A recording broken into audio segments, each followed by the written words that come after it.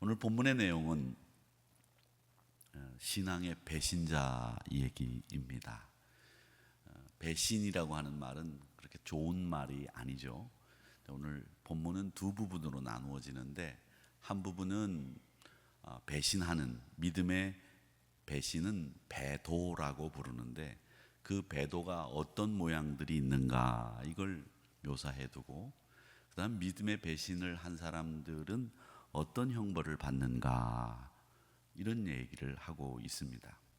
이 말씀은 우리에게 주의를 주고 또 우리에게 경건한 믿음 생활을 계속 유지하라고 하는, 우리 신앙을 튼튼하게 만들기 하기 위한 하나님의 뜻이다, 이렇게 생각을 하시면 되는데, 오늘 말씀 중에서 특히 26절은 신학적으로 굉장히 많이 논란이 되는 말씀입니다. 읽어 보겠습니다. 26절 시작. 우리가 진리를 아는 지식을 받은 후 짐짓 죄를 범한즉 다시 속지 않은 죄사가 없고. 이 말은 간단히 얘기하면, 구원받고 난 뒤에 우리가 다시 죄를 짓고 타락할 수도 있고, 또 그렇게 구원받고 난 뒤에 다시 타락을 하면 우리가 하나님께로 돌아오기가 쉽지 않다, 이런 얘기입니다. 근데 이 이야기는 우리 성결교회 교리하고는 어떤 생각을 갖고 있느냐면, 우리는 구원받고 난 뒤에도 타락하고 멸망할 수 있습니다. 이게 성결교회 교리입니다. 이 성결교회 교리는 알미니안이라고 하는 사람의 교리를 따르는데, 이건 칼빈 장로교 교리와는 좀 다릅니다. 장로교에서는 한번 구원받으면 끝까지 구원받습니다. 다시 멸망하지 않습니다. 이렇게 이야기를 합니다. 그런데 우리는 구원받았다가도 배도하는 사람이 생기면 다시 타락할 수도 있고 다시 구원받을 수도 있습니다. 이런 걸 가지고 장로교회와 알미니안이 다릅니다. 그래서 이 알미니안 계통에 속해 있는 교회는, 장로교 이외 교회들은 다 알미니안 계통의 이 교리를 주장합니다. 성결교회, 감리교회, 순복음, 침례교, 구세군, 다 이 알미니안 계통입니다.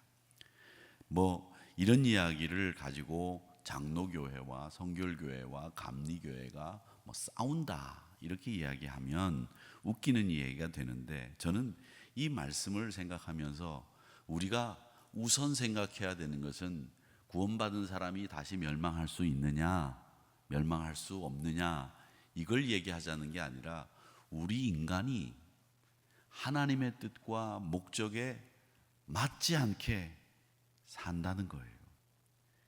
우리가 하나님의 뜻을 우선 생각하고 하나님의 목적을 우선 생각하는 사람이 되어야 되는데, 그렇지 못하고 살고 있다는 걸 우리는 거기에 방점을 찍고 이 말씀을 생각해 보아야 된다는 겁니다. 예수 그리스도 안에 있어야 되고 말씀 안에 있어야 되는데, 우리가 말씀 안에 있지 않고 예수 안에 있지 않는 삶을 산다는 거죠. 신학을 공부하고 목회를 하다 보면 한쪽만 줄기차게 생각하시는 분들이 계십니다. 이런 분들 때문에 공부를 하면서도 어려움을 겪고, 이런 분들 때문에 신앙 공동체 안에서도 혼란을 겪게 되는 경우가 많이 있습니다. 신앙생활은 아주 다양한 방면의 모습들이 있고, 우리 일상생활도 아주 다양한 일들을 해야만 하는, 우리가 살아내야 되는 일상이 있다는 거죠. 여러분들도 다양한 역할을 하고 계시죠? 저도 다양한 역할을 하고 있습니다. 교회에서는 목사의 역할을 감당하고 있고, 저희 집에서는 아들의 역할도 감당하고 남편의 역할도 감당해야 되고 아버지의 역할도 감당해야 되고, 또 하나 늘었습니다. 할비의 역할도 감당해야 되는 이런 상황들입니다. 선배와 후배의 역할도 감당해야 되고, 다양한 역할을 여러분들은 감당하며 살고 계십니다. 물론 이 말은 다양한 인격을 갖추어라, 다중인격을 갖추어서 인격 파탄자처럼 살라는 얘기가 아니라, 역할에 있어서도 우리는 아주 다양한 역할을 하면서 살고 있다는 거죠. 그러니까 무슨 일을 하든지 그 사람을 이해하는 데 있어서 단순하게 한 가지 면만을 보고 판단하는 것보다는 다양한 그분의 역할을 생각하면서 그분을 배려할 줄 아는 신앙이 성숙한 신앙이겠죠. 그러니까 신앙이라고 하는 것은 내 입장도 있고 상대편의 입장도 있고 또 그분의 다양한 역할을 감당하는 각각의 역할들이 다 있다는 거죠. 그러기에 한 가지만을 가지고 평가하고 판단하고 말하면 그 사람은 어리석은 사람이다, 이렇게 이야기할 수 있을 겁니다. 그러기에 오늘 이 말씀은 구원받은 사람이 멸망하느냐 멸망하지 않느냐 이걸 이야기하는 것이 아니라 사실은 우리가 하나님의 뜻과 너무 상관없이 살 때가 많다, 이 말씀으로 우리가 교훈받고 내가 어떻게 하면 하나님의 뜻에 맞게 살 수 있을까, 어떻게 하면 거룩함을 유지할 수 있을까, 여기에 초점을 맞추고 이 말씀을 읽어야 그게 제대로 읽는 성경이 아니겠는가, 이런 생각을 하는 겁니다. 그런데 오늘 이 말씀을 보면 믿음을 가지고 산다면, 26절 말씀이 믿음을 가지고 산다면 그 믿음에 걸맞는 책임 있는 행동을 하라는 교훈으로 받으셔야 합니다.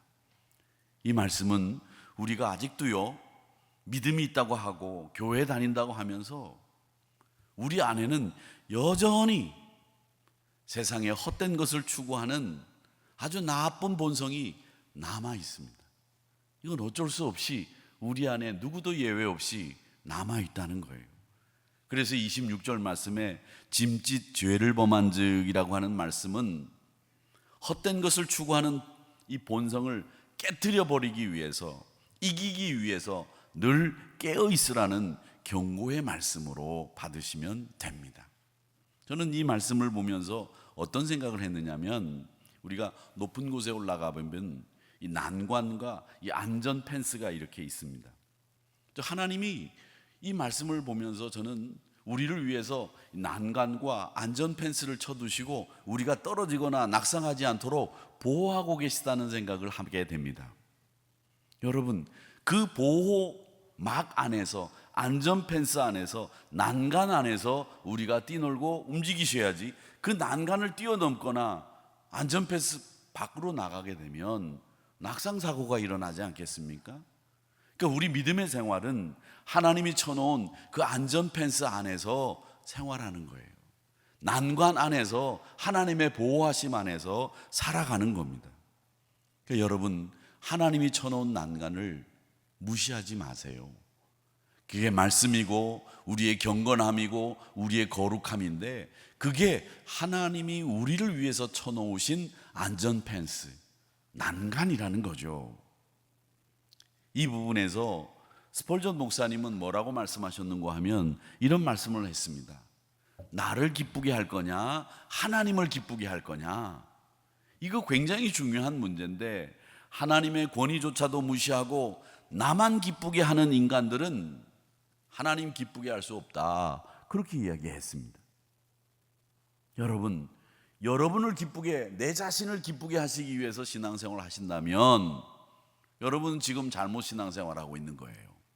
하나님을 기쁘시게 하기 위해서 신앙생활을 해야만 그 신앙생활이 제대로 가고 있는 신앙생활이다. 그게 하나님이 정해놓으신 안전펜스 안에 있는 삶이다. 이걸 스펄전 목사님이 말씀하셨습니다. 하나님을 기쁘시게 할 생각이 없는 사람들, 그런 사람들이 다시 죄를 짓고 속죄의 제사도 얻을 수 없는 파국으로 치닫게 된다는 말씀입니다.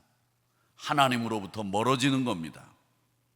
이 스펄전 목사님의 말씀처럼 우리 사랑하는 성도 여러분, 이 26절의 말씀, 짐짓 죄를 범한 즉 다시 속죄하는 제사가 없고라고 하는 이 말씀을 묵상하시면서 우리는 내가 하나님의 안전 펜스 안에서 신앙생활을 해야 되겠는데, 그 신앙생활을 하기 위해서는 내가 무엇보다도 하나님을 기쁘게 하는 신앙생활을 해야 되겠다, 이렇게 다짐하는 저와 여러분이 되시기를 주님의 이름으로 축복합니다. 자, 38절을 한번 읽어보도록 하겠습니다. 시작. 나의 의인은 믿음으로 말미암아 살리라. 또한 뒤로 물러가면 내 마음이 그를 기뻐하지 아니하리라 하셨느니라. 아멘. 유명한 말씀이죠. 의인은 믿음으로 말미암아 산다라고 하는 말씀. 하박국 2장 3절에 나오는 말씀이고 로마서 1장 17절에 나오는 말씀입니다. 이게 종교개혁의 가장 중요한 주제였죠. 믿음은 믿음으로 말미암아 의인이 산다라고 하는 말. 이 말씀 가운데 뒤로 물러가면이라는 말씀이 나옵니다. 어쩌면 이 히브리서 10장에서 가장 중요한 단어가 뭐냐면 이 38절에 나오는 뒤로 물러가면이라고 하는 말씀입니다. 뒤로 물러가면. 히브리서 10장 전체가 뒤로 물러가지 말라는 경고의 말씀이기 때문에 이 뒤로 물러가면이라고 하는 말씀은 그럴 일이 있어서는 안 된다는 거예요. 자, 그러면 이 뒤로 물러가는 일이 생기게 되면 어떤 일이 벌어지게 되느냐, 이걸 설명하고 있는데 26절을 같이 한번 또 읽어보겠습니다. 중요한 말씀이기 때문에 같이 읽겠습니다. 시작. 우리가 진리를 아는 지식을 받은 후 짐짓 죄를 범한 즉 다시 속지 않은 죄사가 없고. 뒤로 물러가게 되면 진리를 알아도 소용없어요. 또 죄를 짓는다는 거예요. 두 번째로 29절을 읽어보겠습니다. 시작. 하물며 하나님의 아들을 짓밟고 자기를 거룩하게 한 언약의 피를 부정하는 것으로 여기고 은혜의 성령을 욕되게 하는 자가 당연히 받을 형벌은 얼마나 더 무겁겠느냐 너희는 생각하라. 뒤로 물러가게 되면 하나님의 아들 그리스도 예수를 짓밟게 되고 언약의 피를 부정한다고 했습니다. 또 세 번째는 은혜의 성령을 욕되게 한다고 했습니다. 이게 뒤로 물러가면 발생하게 되는 일이에요. 하나님의 아들을 짓밟고 은혜의 성령을 욕되게 하고, 그리고 우리가 지식이 있고 말씀이 있고 내가 신앙생활을 연륜을 가지고 했는데도 불구하고 다시 죄를 짓는다는 거죠. 왜? 뒤로 물러갔기 때문에. 지금 많은 설교자들이 행복과 기쁨을 이야기하고 뒤로 물러가는 죄를 짓는 분들을 향해서는 하나님의 형벌의 엄중함, 이걸 얘기하지 않습니다. 무서운 하나님의 진노를 가볍게 여깁니다. 주를 경멸하고 하나님의 권위를 무시하는 처사 앞에서 여러분 분명히 아셔야 되는 것은 하나님은 그냥 넘어가시는 분이 아닙니다. 정확하게 판단하고 재고 거기에 걸맞는 일을 하시는 분입니다. 29절에서 얘기합니다. 뭐라고 얘기하느냐? 이렇게 이야기합니다. 너희는 생각해라. 뭘? 성령을 욕되게 하는 자가 당연히 받을 형벌이 얼마나 무거운지를 생각하라는 거예요. 뒤로 물러가면 안 됩니다. 하나님의 권위와 하나님의 은혜를 가볍게 여기시면 안 됩니다. 신앙생활 하시면서 하나님을 가볍게 여기고 하나님을 우습게 여기는 이런 처사는 뒤로 물러가는 처사라는 것. 토요일 아침에 신문에서 제가 좋아하는 분이 이제 글을 쓰셨어요. 저는 예전에 그 선우휘라고 하는 분이 계셨는데 그분 글을 읽으면 아주 통쾌하고 너무 그런 분처럼 글을 쓰고 싶어서 흉내도 많이 내봤는데 요즘에는 이제 그분이 돌아가셔서 제가 다른 분 글을 읽고 있는데 그분이 글을 쓰셨더라고요. 근데 내용이 인즉슨 그겁니다.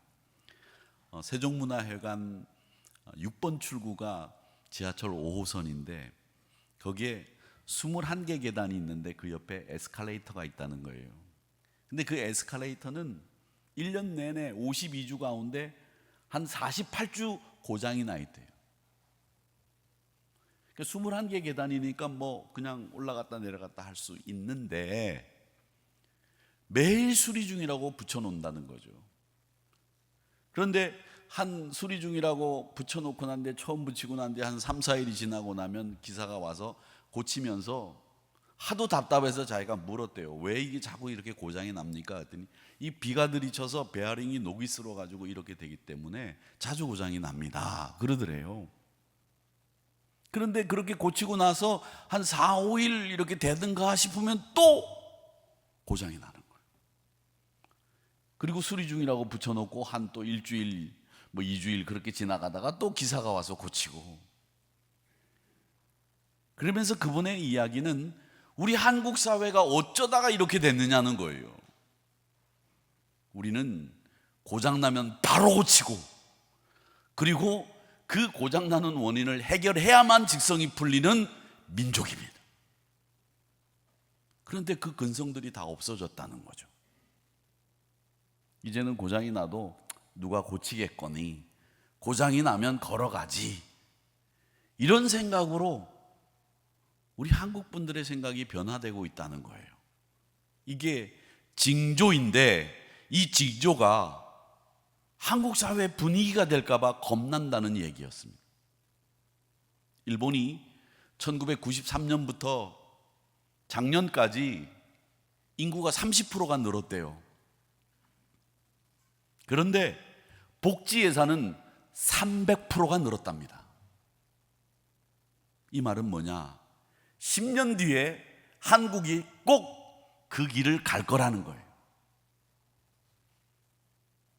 자, 어떻게 될 거냐라는 거죠. 이 부분에서 그분이 이야기하는 것은 그겁니다. 앞으로 이 사회가 변하고 또 더 빠른 속도로 변할 건데 지금 한국은 자꾸 뒤로 가고 있다는 거예요.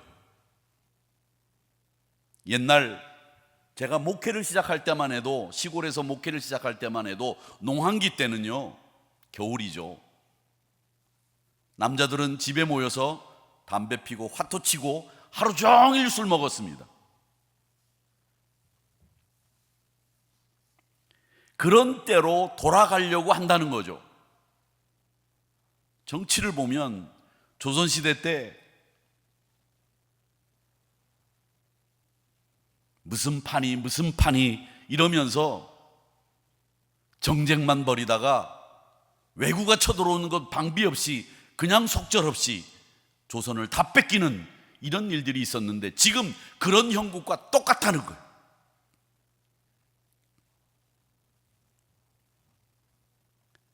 그런데다가 더 무서운 것은 우리 한국 사회가 옛날에는 성공 방정식을 가지고 있었대요.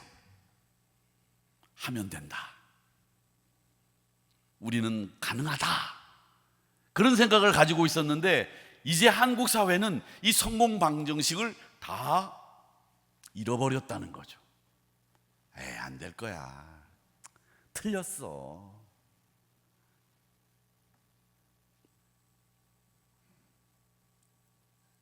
그래서 이 한국 사회를 병들게 하는 성공 방정식이 사라진 뒤로 물러가는 이 의식이 결국은 우리의 발목을 잡을 거다. 그러면서 마지막 결론이 뭐였느냐 하면, 정말 이 시대에 우리가 뭐가 변할 건지 이런 것을 체크하는 것보다도 변하는 사회에서 내가 뭘 바꿔야 되는지 이걸 생각하지 않는 사회는 병든 사회라는 거예요. 병든 공동체라는 거예요. 근데 지금 보면 뭘 바꿔야 되는지, 뭘 변화시켜야 되는지 지금 이런 걸 생각하고 있는 한국 사회인지 한번 보세요. 교회든 정치든 사회든 뭘 바꿔야 되는지에 대한 생각은 전혀 없습니다. 전혀 없어요. 계속 누구 탓만 하고 계속 누군가를 해코지하려고 하는 이런 의식 속에 한국이 병들어가고 있어요. 여러분, 교회만큼은 이 세상이 이렇게 변하는데 우리가 뭐를 바꿔야 되는지를 깊이 생각할 수 있는 교회가 돼야 된다는 거죠. 저는 그런 생각합니다. 여러분, 생각만이라도 바꿔야 돼요. 우리가 무슨 눈에 보이는 것을 바꾸자? 물론 바꿔야 되겠죠. 그걸 바꾸는 것도 필요하지만 우리의 생각이 바뀌어야 돼요. 내가 세상이 이렇게 변하고 있는데 우리가 뭘 바꿔야 될지 이것만이라도 생각할 수 있는 사람이 돼야 된다는 거예요. 그냥 앉아가지고 물 흘러가듯이 술리라고 주저앉아서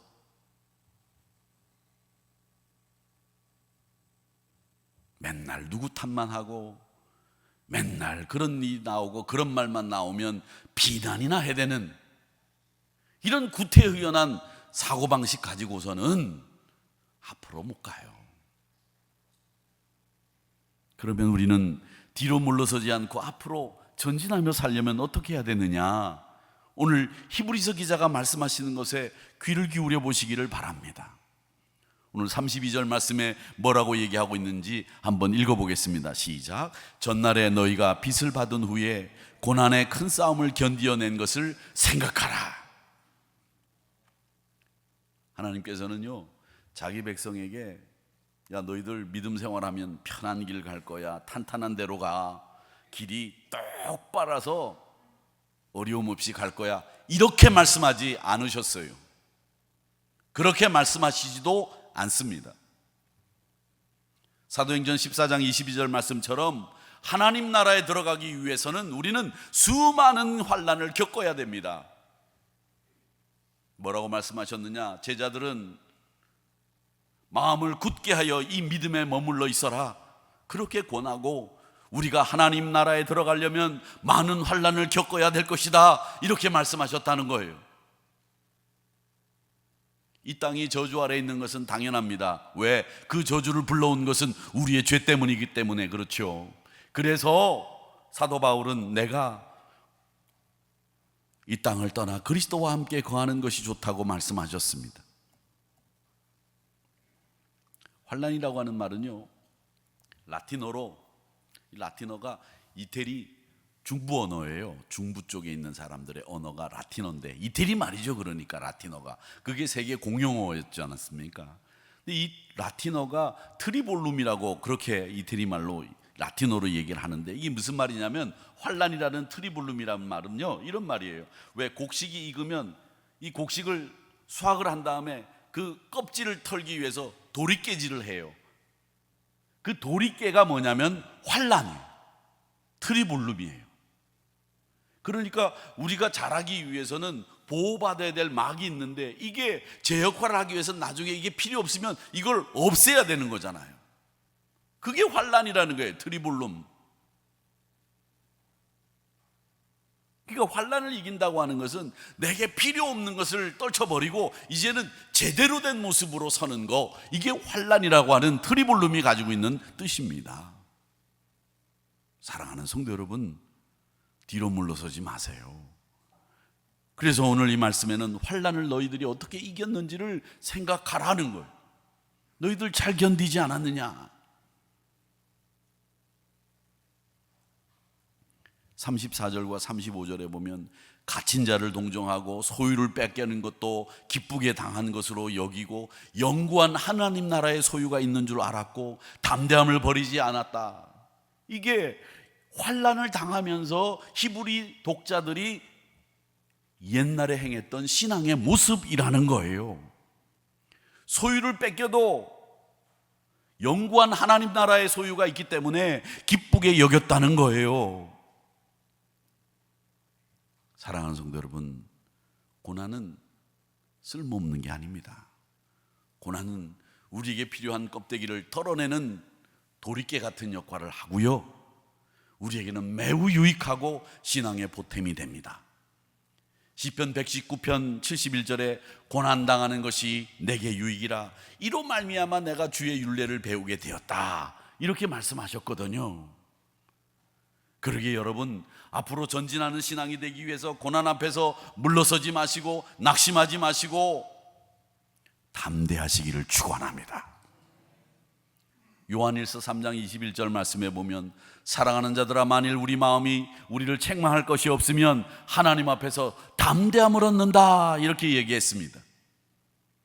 낙담하게 만들고 어렵게 만드는 일이 생겨도 우리 그리스도인들은 항상 영적인 의무와 자원하는 심정과 기꺼운 마음으로 감당할 자세를 가지는 담대함이 필요합니다.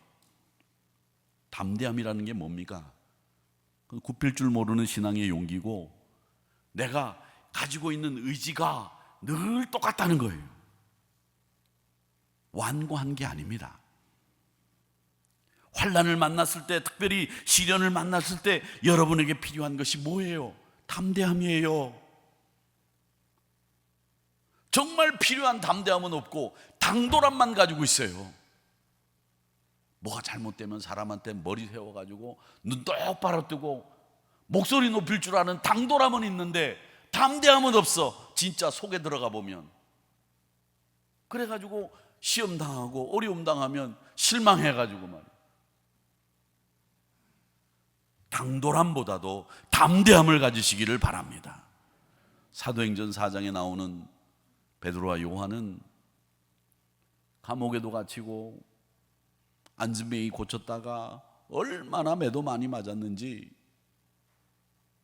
그런 어려움 속에서도 확고한 생각을 가지고 있습니다. 그리스도는 주다. 예수가 그리스도다. 이걸 전함에 있어서는 한치의 오차도 없이 내가 감당하겠다. 여러분, 나쁜 거하고는 타협하지 마세요. 타협해서 나쁜 것하고 타협해서 좋은 결과가 나오지를 않습니다. 나쁜 건 끊어내세요. 그걸 적당히 타협해가지고 좋은 방안이 나오고 좋은 뜻이 나올 거라고 생각하지 마세요. 여러분 세상 살 때도 마찬가지예요. 악한 것과 타협해서 좋은 결과가 나온 적이 없습니다. 악은 타협의 대상이 아니에요. 더 상황을 나쁘게 만들기만 합니다. 그렇기 때문에 우리 사랑하는 성도 여러분, 담력을 가지시고 믿음의 담대함을 가지시고 전진하시기를 축원합니다. 그렇게 될 때 우리가 상급을 받는다고 했습니다. 우리 상급은 하나님이 정해주신 우리 신자가 누릴 복이에요. 근데 여러분 아세요? 이 상급이라고 하는 것은요, 우리의 행동이나 우리가 뭘 잘해서 주는 보상이 아니에요. 왜 어머님들이 어린아이들을 보고 이제 이렇게 할 때, 야, 오늘 너 밥을 조금밖에 안 먹었는데 한 그릇 다 먹으면 아빠가 게임기 사줄게. 그렇게 약속을 합니다. 근데 그 밥을 다 먹는 건 사실은 그 아이가 잘하기 위해서 필요한 거지, 그 아이가 뭐 잘하는 게 아니잖아요. 그렇죠? 저는 그걸 볼 때마다 하나님이 우리에게 상을 주신다고 하는 건 그거라고 생각해요.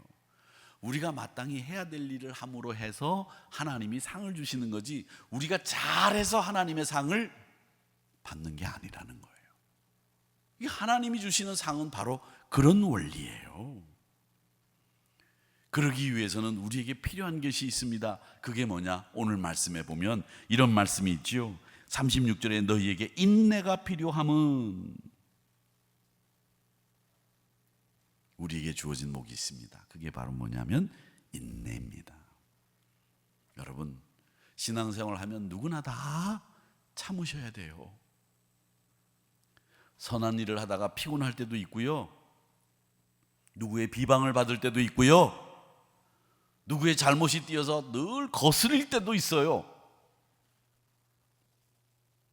그럴 때도 기도하셔야 되고 인내하셔야 됩니다. 이 세상에 있는 동안에 우리 신자들이 제일 많이 해야 될 게 뭐냐면 인내예요. 인내. 하나님이 뭘 원하시든지, 사람이 여러분에게 뭘 요구하시든지 우리는 온유하게 참아내는 이 인내가 꼭 필요합니다. 특히 우리 살고 있는 2024년 이 시대는 더 인내가 필요합니다. 이 인내를 뭐라고 얘기했느냐면 36절에 하나님의 뜻을 행한 후에 약속하신 것을 받기 위해서 우리에게 인내가 필요합니다. 그렇게 말씀하고 있어요. 여러분, 뒤로 물러서지 마시기를 바랍니다. 아멘입니까? 하나라도 더 하시고 줄이지 않고 더 감당하시며 진일보하시기를 바랍니다. 저는 목회를 하면서 그런 경험들을 많이 했어요. 교회가 선교비를 이만큼씩 지출할 필요가 있을까? 선교비를 먼저 줄여볼까? 선교비를 줄입니다. 선교비를 줄여서 선교비가 풍성하게 굴러갈 것 같은데 선교지를 줄이면 헌금도 따라 줄어요. 참 묘하죠? 교회가 그래서 뭔가를 줄이면 풍성해질 거라고 생각하는 이건 굉장히 위험한 생각이기도 합니다. 여러분, 우리가 더 해야 되는 거죠. 인간적인 산술적 계산은 줄이면 될 것 같은데 주의 일은요, 줄이면 되는 것이 아니라 더하면 더 풍성해지는 이런 묘한 논리가 주의 일에는 있다는 거죠. 그러게 사랑하는 성도 여러분, 우리는 정말 약속의 상을 받기 위해서 우리가 해야 될 일은 뭐냐? 앞으로 전진하는 거예요. 더 하는 거예요. 지금보다 하나라도 더, 지금보다 1분이라도 더 기도하고 1분이라도 한 말씀이라도 더 읽고 내가 조금이라도 더 사랑할 줄 아는 한 발짝이라도 앞서가는 이런 신앙인이 돼야 된다. 뒤로 물러서지 맙시다. 앞으로 전진합시다. 여기에 대해서 오늘 이 히브리서 10장은 우리에게 강한 경고를 주고 있다는 걸 잊지 마시고 오늘도 하나님 앞에서 여러분, 나는 전진한다. 내가 하나님 앞에서 더 큰 은혜도 받는다. 예전에 받았던 은혜가 요만하면 여러분, 다음에 오셔서는 하나님, 제가 은혜를 이만큼 받았습니다. 그렇게 보고해 주시기를 바랍니다. 예전에는 요만큼 축복을 받았는데 하나님, 제가 지난주에는 이만큼 축복을 받았습니다. 더 누려야죠. 아니겠습니까? 눈 똑바로 뜨시고 정신 바짝 차리시기를 바랍니다. 저는 희미한 건 별로 안 좋아해요. 흐리멍텅한 거 별로 안 좋아합니다. 지저분한 거 별로 싫습니다. 깔끔하게 신앙생활 하세요. 아니면 아니고 기면 기고 그렇게 신앙생활 해야지.